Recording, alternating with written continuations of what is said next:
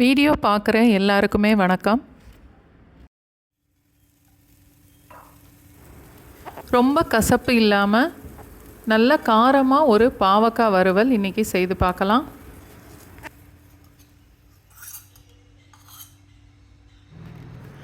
அஞ்சு 6 டீஸ்பூன் அளவுக்கு எண்ணெய் சேர்த்துட்டு கொஞ்சம் கருவேப்பிலை மட்டும் போட்டு தாளிச்சிட்டு 1/4 கிலோ பாவக்காய் இந்த மாதிரி நீளமாக வெட்டி எடுத்திருக்கேன்.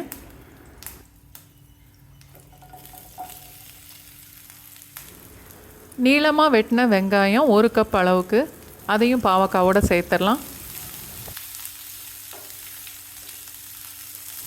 அடுப்பு லோ ஃப்ளேமில் வச்சுட்டு ஒரு 2-3 நிமிஷத்துக்கு மூடி வச்சிடலாம்.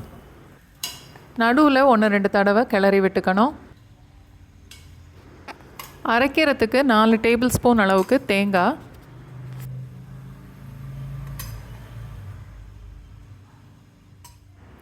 சின்னதாக ஒரு 5-6 பல்லு பூண்டு, 2-3 டீஸ்பூன் வரைக்கும் மிளகாத்தூள், 1 டீஸ்பூன் சோம்பு. நான் அதோட கொஞ்சமாக புளி தண்ணி சேர்க்குறேன்.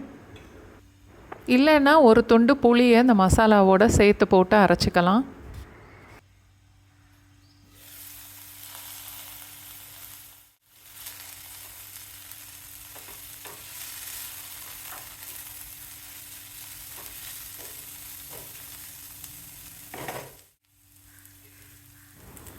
இப்போது தேவையான அளவுக்கு உப்பு சேர்த்துட்டு அரைச்சி வச்சுருந்த மசாலாவையும் சேர்த்துடலாம். 1-2 டீஸ்பூன் அளவுக்கு வெல்லம், மிக்ஸியை அலசி கொஞ்சம் தண்ணி சேர்த்துருக்கேன்.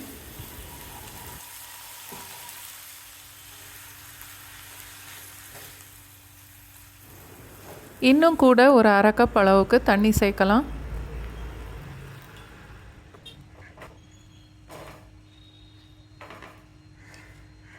அடுப்பை மீடியம் ஃப்ளேமில் வச்சுட்டு பாவக்காய் வேகிற வரைக்கும் மூடி போட்டுடலாம்.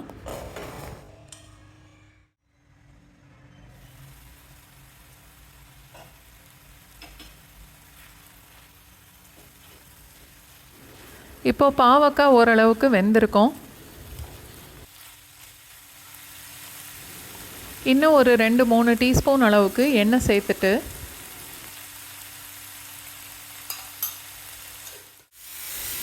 பாவக்காய் நல்லா செவந்து வர்ற வரைக்கும் வதக்கணும்.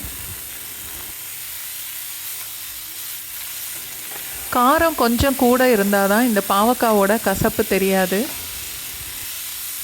இந்த அளவுக்கு செவந்ததுக்கப்புறம் டேஸ்ட்டு பார்த்துட்டு தேவைன்னா இன்னும் கூட கொஞ்சம் மிளகாத்தூள் சேர்த்துக்கலாம்.